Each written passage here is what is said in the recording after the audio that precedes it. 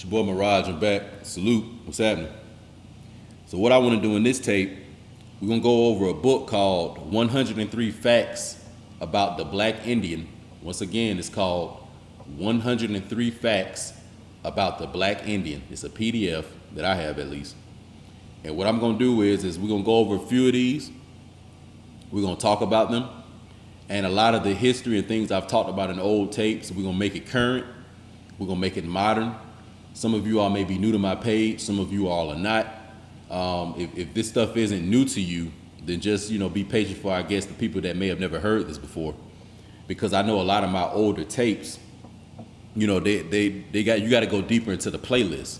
I really don't know how many tapes I done made till now. Probably about 500, you know what I'm saying? But however many is on this YouTube, please go to the older tapes and check those out.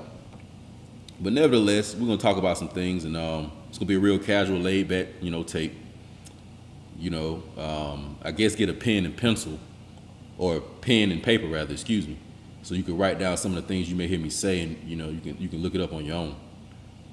But as I said, we're gonna read through this book, 103 Facts About the So-Called Black Indian, and we're gonna make this, make sense. So number one. Black Indians have lived in the Western Hemisphere since time immemorial. So the first thing I want to talk about is that, and as you all already know, the Americas, or at least this landmass that we call in the Americas, since the beginning of Earth's inception, has always had indigenous or autochthonous people on it. And that's before the flood and after the flood. When we're talking about the flood, we're talking about literal, we're talking about literal, ice ages, and we're also talking about the melting of those ice ages. We're also talking about human behavior that's very, very negative, and because of negative human behavior, us destroying the earth, and the earth going in cycles of birth and death over and over, all right? So no matter what part in history we're talking about, no matter what time period, no matter what eon, no matter which age of the zodiacal belt we were on, the Western Hemisphere, or what we call in the Americas, has always had copper-colored or dark-skinned people living on this continent, right?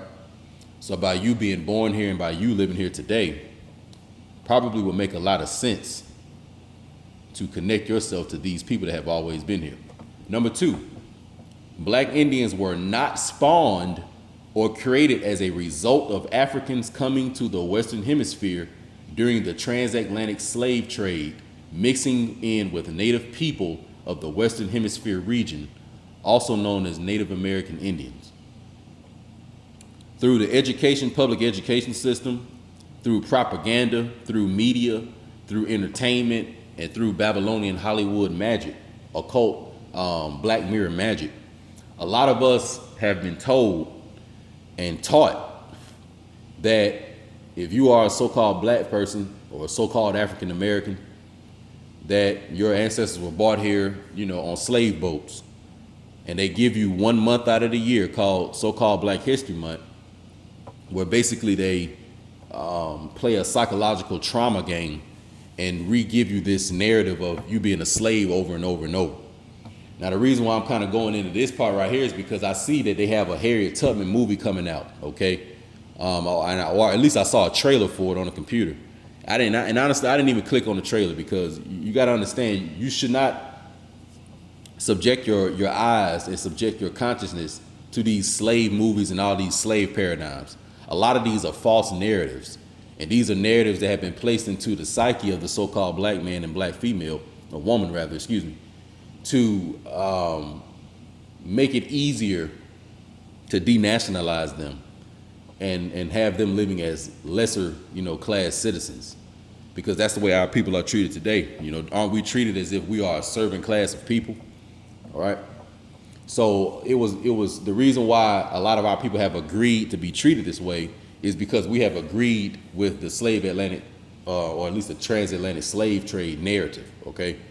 So when you get rid of that narrative and when you no longer accept that, you can start opening up your mind more to what the real truth is, okay? So let's go through some more of these. Let's see. Oh, this one is pretty key. Native or indigenous people of the Western Hemisphere, also known as Indians, did not refer to themselves or their ancestors as Indian. We use the word Indian since most people are accustomed to this title. The word Indian, red man, and Native American are European colonized terms. Let me repeat this.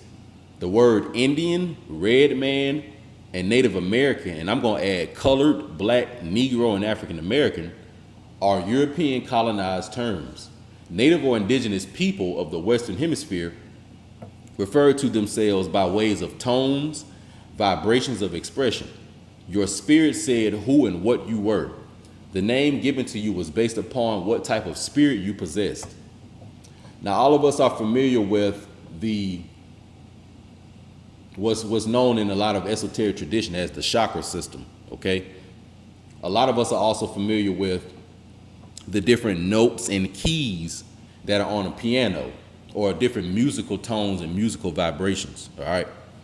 These different sound frequencies and vibrations have a strong relationship with how your spirit expresses itself.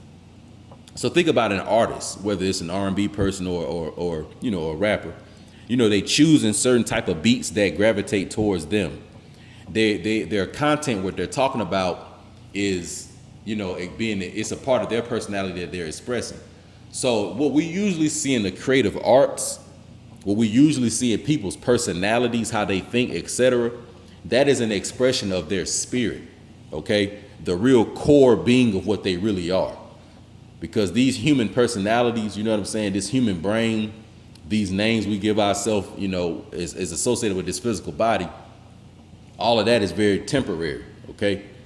But what is eternal is the spiritual part of what we really are, all right? And that spirit expresses itself. And part of the expression is what, you know, in the old world, your name would be.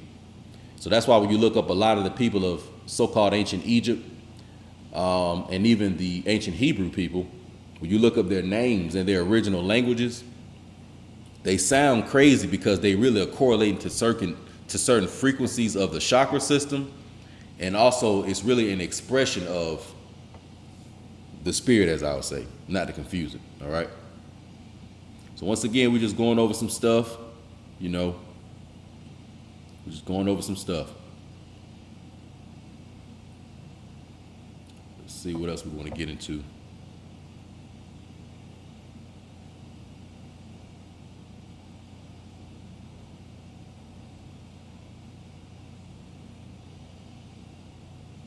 All right, here we go. Let's read this right here.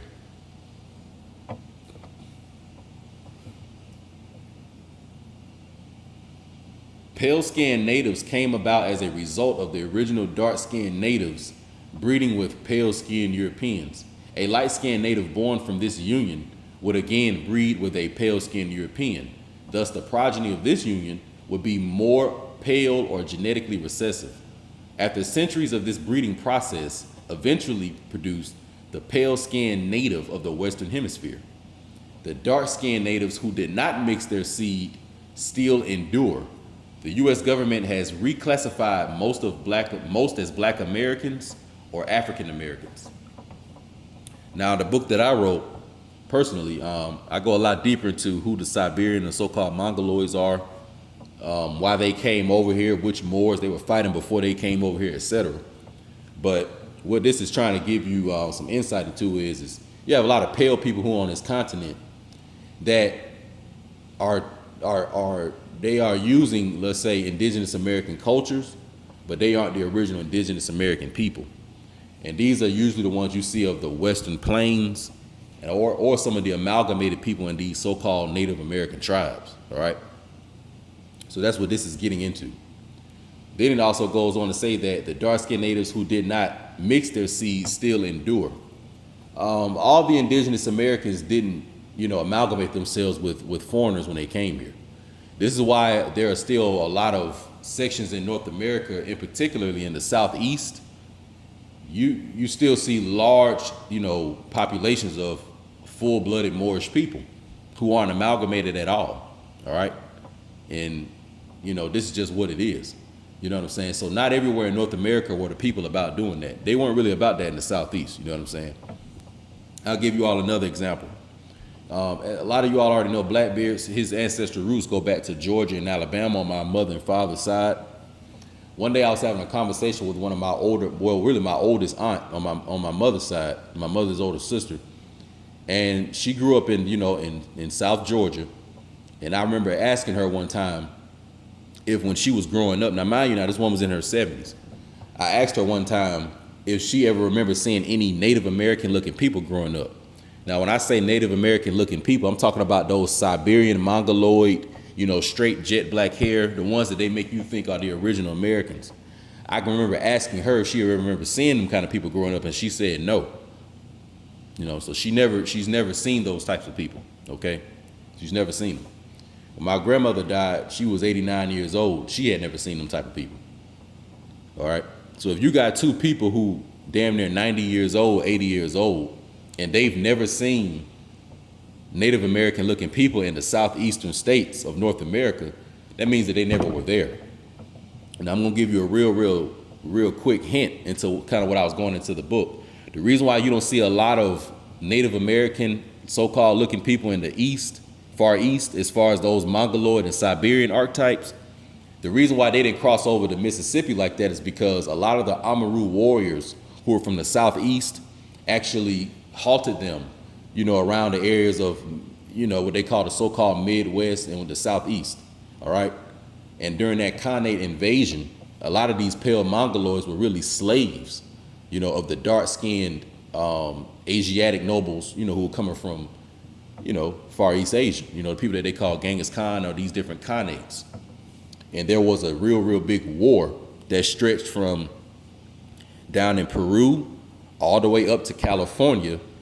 And then it started coming a little more inland in North America into what you all would call the Midwest.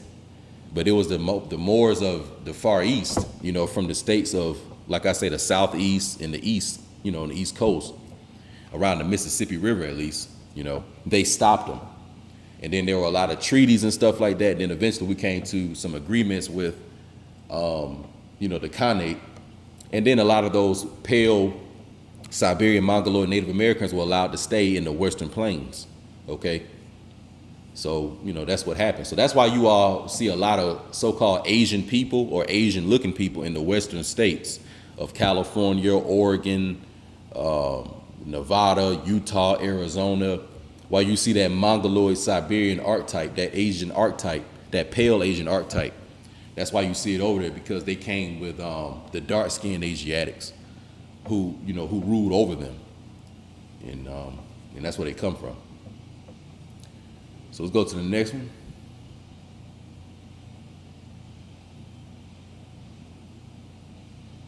Dark-skinned natives indigenous to the Western Hemisphere who embraced the Spanish culture during the colonial era, either by choice or by force, have found themselves engulfed or assimilated into Spanish culture and the Spanish language. Now, most of them have lost the knowledge of themselves and their true identity. They have to be reclassified as Latino or Hispanic. Now, first of all, I want to go into the term Latino and Hispanic. Those terms have nothing to do with America, okay? Those actually are European terms coming from a European people. The original people of Mexico or Mexico, all right, or Anahuac, were an indigenous population of, copper-colored people, and they spoke various languages, and particularly one of them being Hebrew, as we'll see in a minute.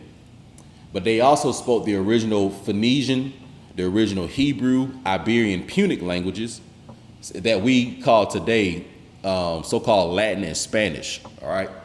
So the original Latin language, or the original so-called Spanish language, was spoken by indigenous American people and by Moorish Iberians of the Mediterranean and Moroccans of Northwest Africa, okay? So the first thing you have to realize is that the first people to speak Latin or so-called Spanish were so-called black people, these people that we call Moors or Moorish people.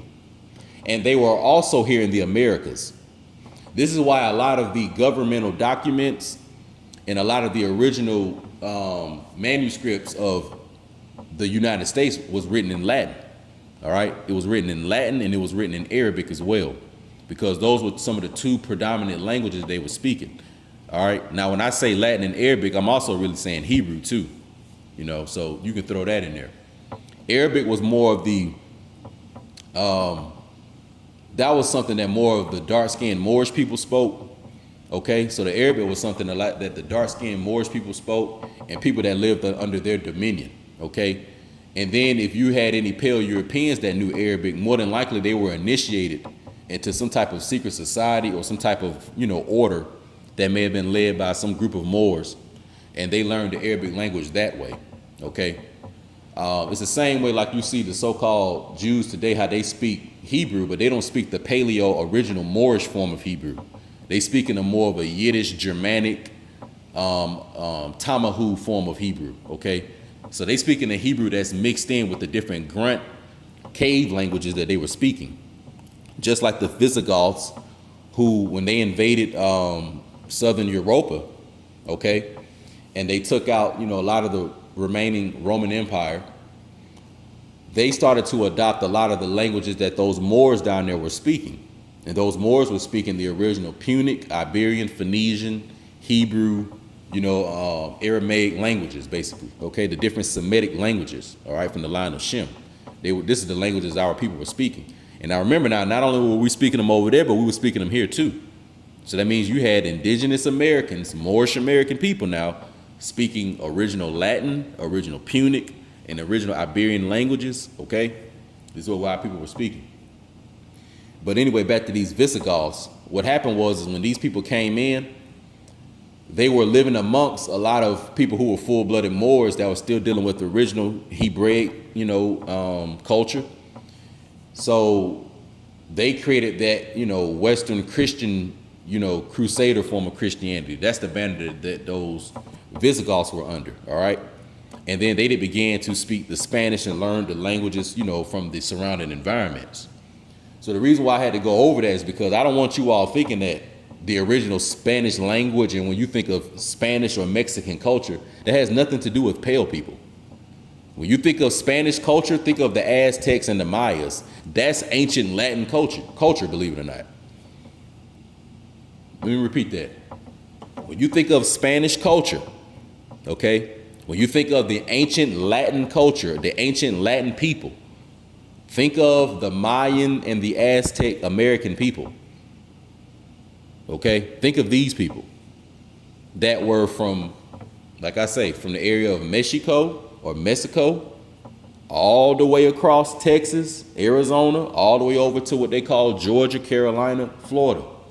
All right, so these people were speaking these languages. Our folks were multilingual. We spoke multiple languages. This is why when Christopher Columbus came over here, he wanted a navigator named, I think it was Luis de Torres, I want to say. I may be right, I may be wrong. But nevertheless, it was a navigator he had come over here with him. And that navigator spoke multiple languages. This navigator was a Moor from over in Southern Europe. And he knew that in order for me to communicate with the indigenous Moors of America, I need somebody that speaks their language. So let me ask you this. If so-called Christopher Columbus, which was a person from, I think, Genoa or Genoese, I want to say, and they spoke various languages, you know, but like they were Moorish languages mixed in with the cave grunt languages. If they spoke the original Hebrew languages or the original Aramaic, Iberian languages, wouldn't they have been able to communicate with the Americans? You know, but they didn't speak those languages. So that's why you know that there's a difference from whatever the original Moorish languages were versus what these pale people are speaking today. All right. Also, too, people that's calling themselves like Puerto Rican, Dominican, those are actually Christian friar and Christian monk terms that the Crusaders used when they came over here. Okay. So, for example, like Saint Dominic, I want to say, he was one of these missionary crusaders who came over here and raped, killed, and murdered our people and stole our folks' stuff. So the dark-skinned people who were in those areas that y'all call Puerto Rico, Cuba, you know, Haiti, all those island areas, those were dark-skinned Moorish American people when those Europeans arrived. And those people were already speaking the various Latin languages, and they were speaking that stuff already, the Hebrew languages. Because essentially our people are Hebrew. So when them bastards came over here, you know, they fucked all them people over. And then they denationalized them. They made them stop speaking whatever original languages they were speaking, and they made them start speaking the European bastard form of Spanish and all this different stuff, taking the European bastard names, you know, that they probably would give them or try to label them. You know what I'm saying? And that's how that happened. So there really is no such thing as a Puerto Rican. There is no such thing as a Dominican. And anybody calling themselves that is silly as hell. That's just like a person calling themselves black. And also, too, you have a lot of dark-skinned Puerto Rican and dark-skinned Dominican people who literally think that they are different than the indigenous dark-skinned North Americans, which is also silly, you know, which is also silly. So you got to understand that the original Americas, okay, had different indigenous people here. The Moors all look different. Some of us had different hair textures, you know what I'm saying? But we all were the copper-colored, you know what I'm saying, people. We had various tones. Some of us were dark-skinned. Some of us were meteor copper. Some of us were a light honey-colored. Some of us had straight hair, you know what I'm saying? Some of us had the curly, you know, hair. But nevertheless, we were all the same people, okay? All the same people. So let's keep going. All native people or indigenous people of the Western Hemisphere, aka Indians, spoke different dialects of a language synonymous to the Hebrew language. Let me repeat that. All native people or indigenous people of the Western Hemisphere spoke different languages, dialects of a language synonymous to the Hebrew language. I hate to bust a lot of y'all bubbles out there. And, you know, some of you all may know this, some of you all may not. But our direct ancestry is American Hebrew, okay? That is our direct ancestry, American Hebrew. From my knowledge and from what I've seen, so-called black people, people that call themselves African American, their direct ancestry is American Hebrew, all right? Now, this is another thing too. As far as what our original culture was, it is a lot of what you all read in the pure version of the so-called Bible or the Torah, okay? A lot of that is our original culture, people, all right? Also, I want to say this too. The other melanated nations that were living at the same time, synonymous with us, some of these people had a culture that was different from ours, and some of these people had cultures that were in agreement with ours. Excuse me. All right. So you had the Hebrew culture, but it may have looked different ways. Okay. It may have looked different ways, but nevertheless, so-called black people are American Hebrews. All right. American Hebrews. Another thing too, that term Egypt or Egyptians, you have to understand that a lot of those people were Hebrews. All right. A lot of them were Hebrew. Some of them were from the line of Ham, and some of them from the line of Shem. Okay. But nevertheless, they were living amongst each other, and you know, a lot of them amalgamated with each other, and a lot of them looked the same. Okay. So you had a lot of so-called Egyptian people who were practicing Hebrew culture, you know, worshiping the Most High. But then you had a lot of so-called Hebrew or Israelite people, and they were worshiping pagan culture and didn't give a damn about the Most High. All right? So you got to understand that when I say Hebrew, I'm talking about various things. I'm talking about a language. I'm talking about a culture. I'm talking about groups of people. And I'm also talking about the seafaring people who were traveling and going to and fro across the waters, because Hebrew people also were seafarers. So when you all think about the Phoenicians, the people who controlled the waters that were working with King Solomon, when you all think about the people in the state of Venice today, the Venetian states of Italy, all right? And when you think about these water merchants, these are the Moorish Hebrews, okay? That's what that is, all right? So our people were ancient business people. That's what you got to understand. When you say a Hebrew person, you really meaning somebody that's real serious about business. Because let me ask you this: when you think about a so-called Jew today, why do you think they have this connotation about being serious about getting money? You know, serious about keeping, you know, their culture tight. Where do you think they got that from? Where do you think they got that from? All right. They traded places with us. They pulled a Dan Aykroyd or whatever that guy's name was in that damn movie. You know what I'm saying? They pulled a Jacob and Esau with us. They gave us they bastard ass culture from the cave, and then they took our pure original culture, our pure original Hebrew culture. You know what I'm saying? A lot of us gave it up. So I don't even want to say they took it. A lot of us gave our own shit up. You know? But nevertheless, a lot of our people are American Hebrews. You can take that however you want to take it.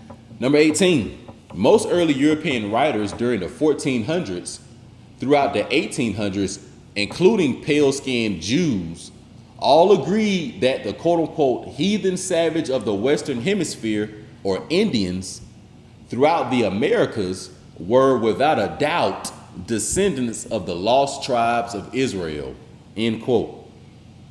All right. So it says that many European writers during the 1400s throughout the 1800s, including pale-skinned Jews. Okay, so we mean European writers from the 1400s to the 1800s, including pale-skinned Jews, all agreed that the Indians of the Western Hemisphere throughout the Americas, meaning from South America to Central America to North America, were without a doubt descendants of the lost tribes of Israel. Now, let me ask you all a question. If the so-called pale Jew thought that he was the real original Hebrew, why would there be so many writings from the 1400s to the 1800s of dozens and dozens and dozens of European authors who are giving descriptions, studying the cultures of the indigenous Americans, and in their conclusions and in their summaries, they are stating that the indigenous American Indian must be and probably is a descendant of the lost tribes of Israel. Why would these people be doing this? You know. Also, let me give you all this. Have you all ever even heard of this? Have you ever heard about anybody making any correlation between the lost tribes of Israel versus the lost tribes of the Americas?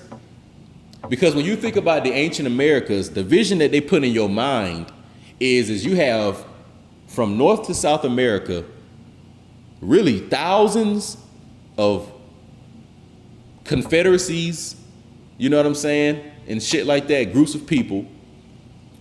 And you have millions and millions and millions of all these people now, but they saying that they really are separated in tribes. Doesn't it sound a lot like how they say the Israelites were in the so-called Old Testament or the Bible?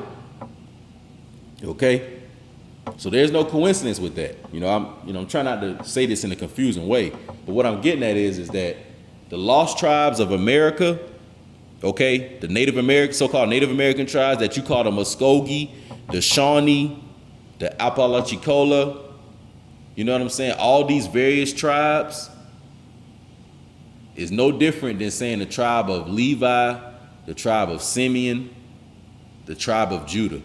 It's all the same, people. It's all the same, okay? It's all the same.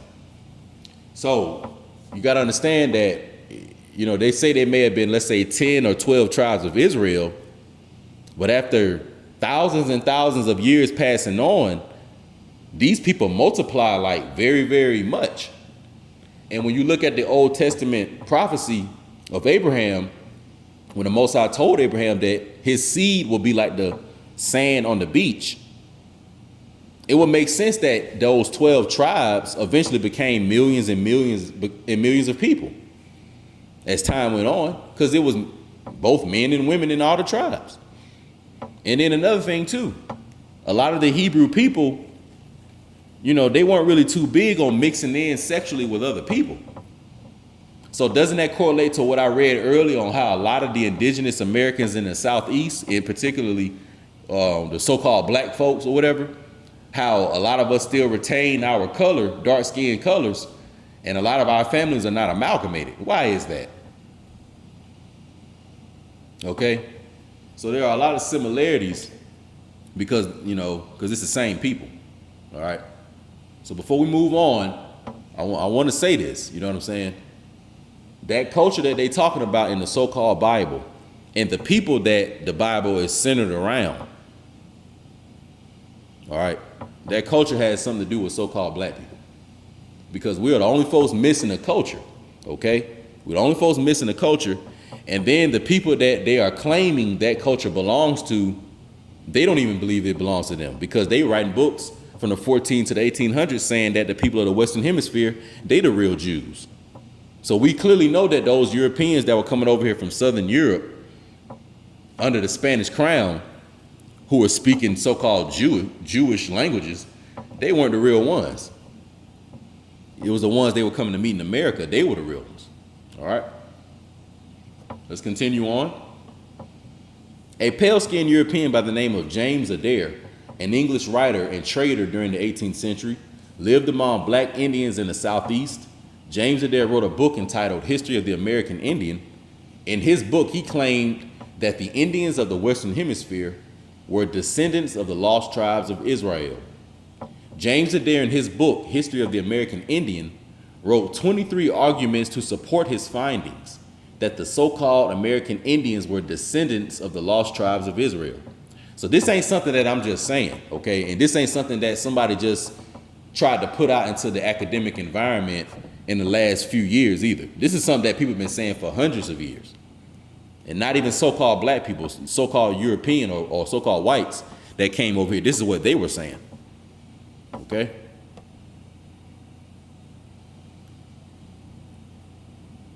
So let's see where I want to go now.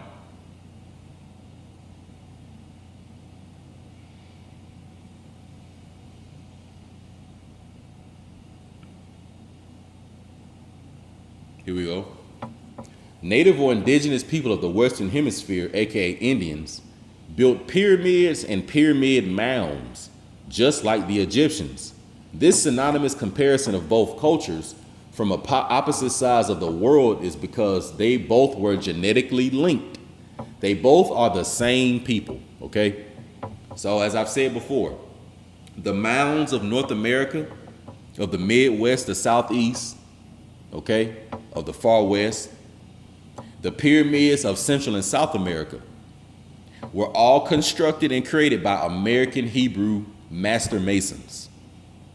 That's right.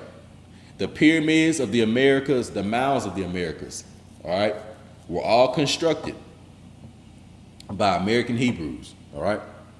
And these American Hebrews, which traveled in the oceans, traveled in the waters, also had civilization over in what you all call Africa, all right? And there were pyramids constructed over there as well. But you as an American Hebrew, your pyramid is the step pyramid that you see in Central and South America. That's called the ziggurat pyramid, okay? I almost want to even say that that when the Tower of Babel was constructed, I almost want to say that it was a ziggurat pyramid that they constructed. So it's also showing you that the old pyramid technology was the step pyramid. All right, that's tying to the Americas. Okay, that's tying to the Americas. All right. Now the reason why the back of the dollar bill doesn't have a step pyramid is because it will probably raise too many questions. All right. It's already showing you the Freemasonic connection by having the pyramid on there and the Eye of Solomon. But if it was a step pyramid, that probably would raise a little more questions. And that's why it's not on there. So those two seals you see on the back of your $1 bill, the seal on the left that you see, which is the eagle, represents the United States. And it represents the citizens of the United States, all right, which were the foreigners that came under here, all right, and there was a corporation set up for them to do business. On the right-hand side of the dollar bill, you see a pyramid with an eye. That pyramid with the eye represents the American Republic and the indigenous Moorish American people. We the people. That's who it represents, okay? So it represents the American nationals, the American citizens. So there's a difference between American citizens and United States citizens. Okay, so-called black people actually are American citizens. So-called white people actually are United States citizens. All right? So we both have our own government. Now, what it was supposed to be is that these governments were supposed to be working together for the benefit of the people of the land. But as we all know, that's not what happened. All right?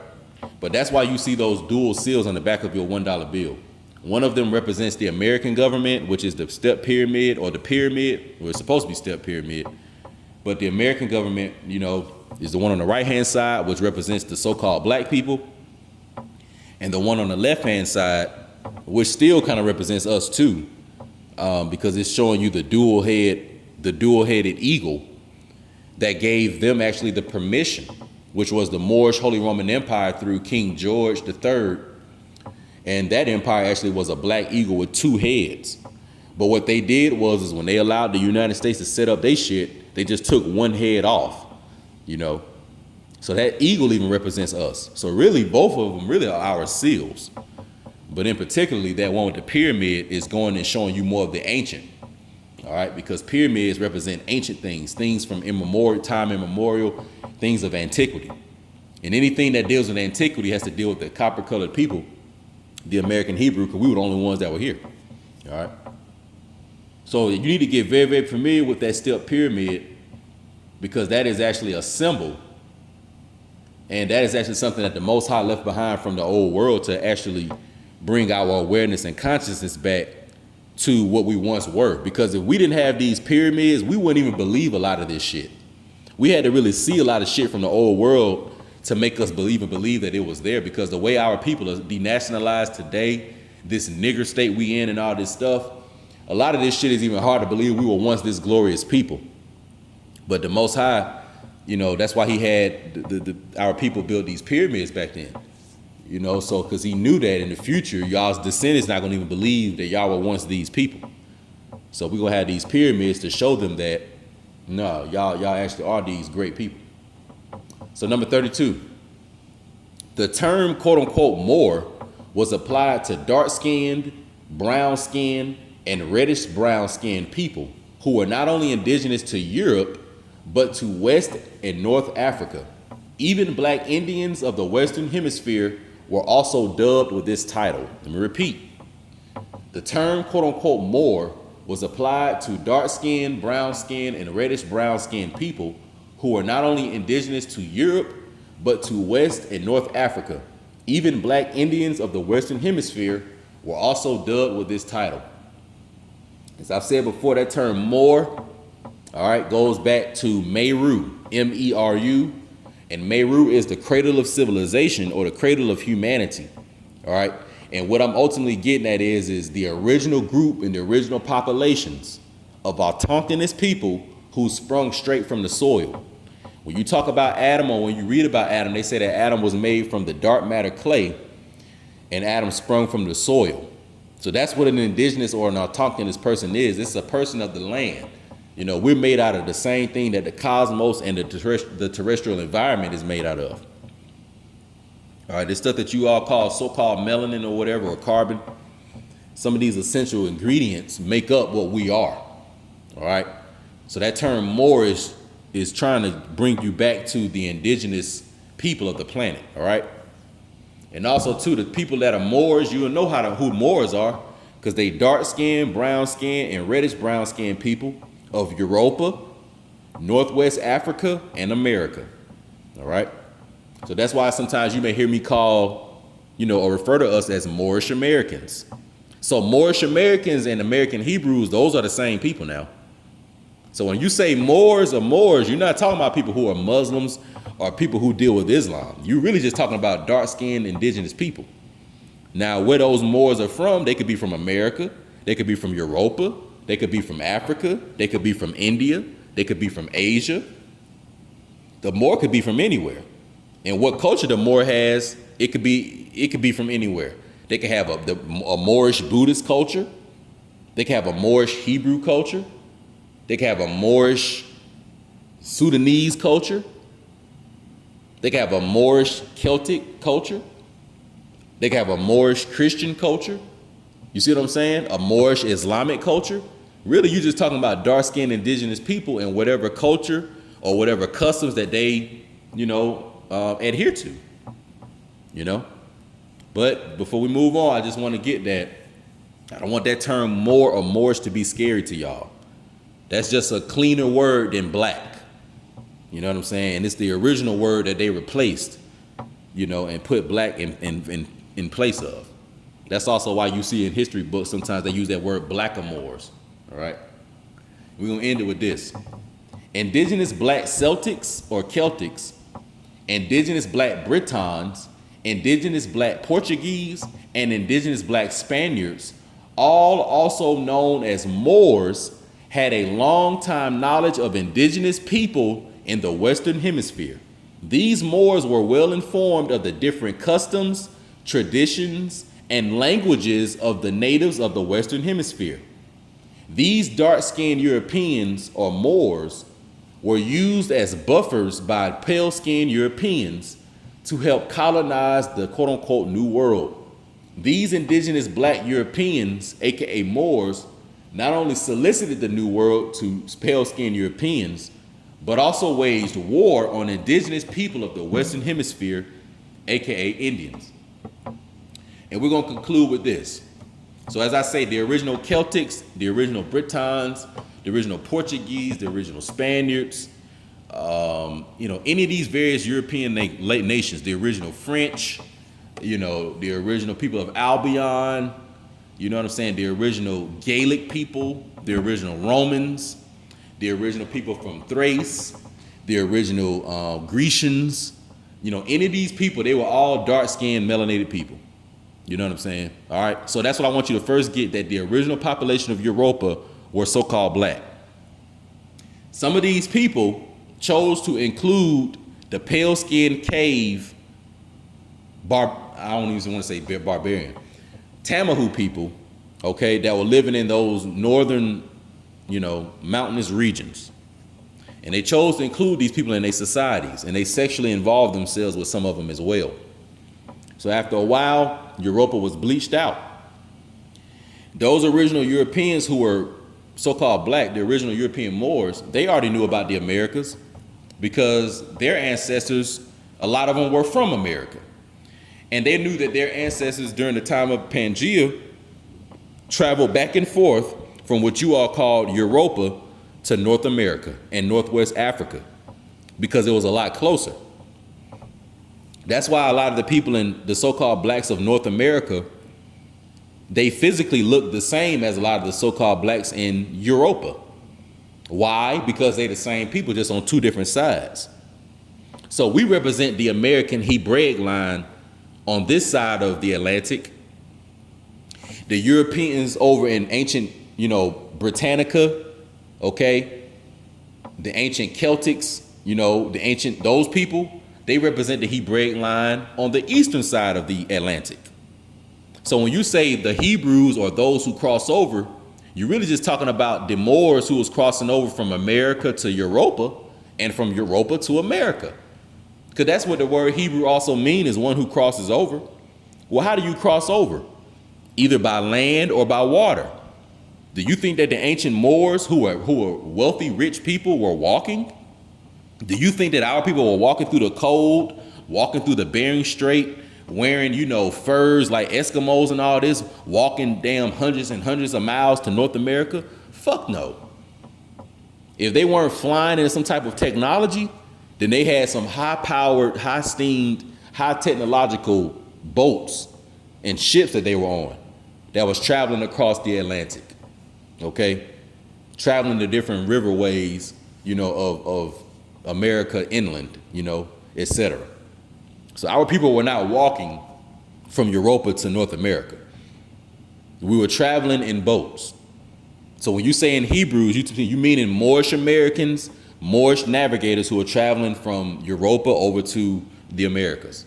All right. So that's why that word Hebrew can be confusing, because it's talking about an action, which is crossing over, the oceans, because Hebrews travel. All right. You're talking about, in particularly, a bloodline of people too, because Hebrews can't be everybody. You know what I'm saying? You're talking about a culture. All right. And when I say culture, that's where that word religion is included. All right. But nevertheless, that's what it is. Okay. That's what it is. So that term Hebrew, I would say, connects us more to what our culture is. It connects us more directly to ethnically who our ancestors were. And when we say American, that connects us to the land and the nation that our people geographically were. So when we say American Hebrews, what we're saying is that we are indigenous to the Americas, and that our culture and customs and ways of life are Hebrew. That's all we're saying. That's all we're saying. Okay? Also, and I'm going to conclude with this. Some of you all going to hear, they hear the term Hebrew, and you think that, that means that you can't look at, let's say, Egyptian stuff or Babylonian or Sumerian or East Indian, etc. Okay? What you have to understand is that there's only one God, okay? And all the original indigenous populations of the earth adhered to and only acknowledged the one true God. As our people lost their minds, and as time went on, as we started to war with each other, etc., and as we started to fall into idolatry, that's when you started to get all this paganism, worshiping these idols and statues and etc. So I'm even here to tell you that the original lines of all people of the planet was dealing with the Most High, okay? Because the Most High is over all this shit, is over all this shit. So we're not playing that separating game. We're not playing that game of like, the people of Ham over here, the people of Japhet over here, the people of Shem over here, and we got our own religions and everybody got a different God they serve. I'm not dealing with no shit like that. When I say American Hebrew people, I'm talking about us right here. And you know what I'm saying? The Most High is what our folks was dealing with, okay? And even the Egyptian culture and some of these other cultures, they was dealing with the Most High too. But you got to understand, when royalties and different monarchical and dynastic families change, then they going to bring their form of religion in it. All right? And I'm going to end it with this. When you think back to the time of Joseph, when he came and helped out, the Pharaoh, and he taught him agriculture, and he gave him other sciences that he may have not necessarily known, that Pharaoh responded by saying, Joseph, your God is the real God, because you all are the ones that's saving us, and this knowledge that you're giving me, this is what actually works. So from that point, that Pharaoh at that particular time, and anybody that was under his influence, they worshiped and did things in the way that Joseph did. And Joseph was a Hebrew. So think about it. If he came and saved all these Egyptians with food and all this stuff, these Egyptians were sitting there probably praying to they rock gods and they wooden statues and all this shit, and nothing was working. The food was still drying up, babies still dying and all this stuff. But Joseph come, they know that Joseph has another culture and another way of doing things. They both melanated people, but he knows Joseph got another way of doing things that may be more pure. Joseph gives him the results of how they do things, which is pure, and then it works for them as Egyptians. So why wouldn't the Pharaoh accept that the Most High is the real God and this other pagan bullshit we doing ain't what it is? And that's why he made Joseph the Bey, or the governor of Egypt. All right? So Joseph was the Moorish Bey of Egypt. You know what I'm saying? So that means that Pharaoh acknowledged the same Most High that Joseph did. Now, when that Pharaoh died and when his influence left, then them other bullshit pharaohs come in with their idol worship. That ain't got nothing to do with what was going on with Joseph and that Pharaoh he had a relationship with. But we don't want to just demonize Egypt and say that they never worshiped the Most High. And they were just these idol worshiping people. Like, got to get out of all that kind of shit. You know what I'm saying? You got to get out of a lot of that because that seems very ignorant. Okay, that makes it seem as if you don't understand that the Egyptian nation had different dynastic families, and these different dynastic families had different ways of worship, and some of these ways of worship were influenced and were led by Hebrew people. Okay, so I hope y'all got something from this. You know, I just wanted to make a little overview tape for the people, man, and you know, just let you know get a little history of some shit. But y'all stay tuned for the next one. Salute, one love. I'm out.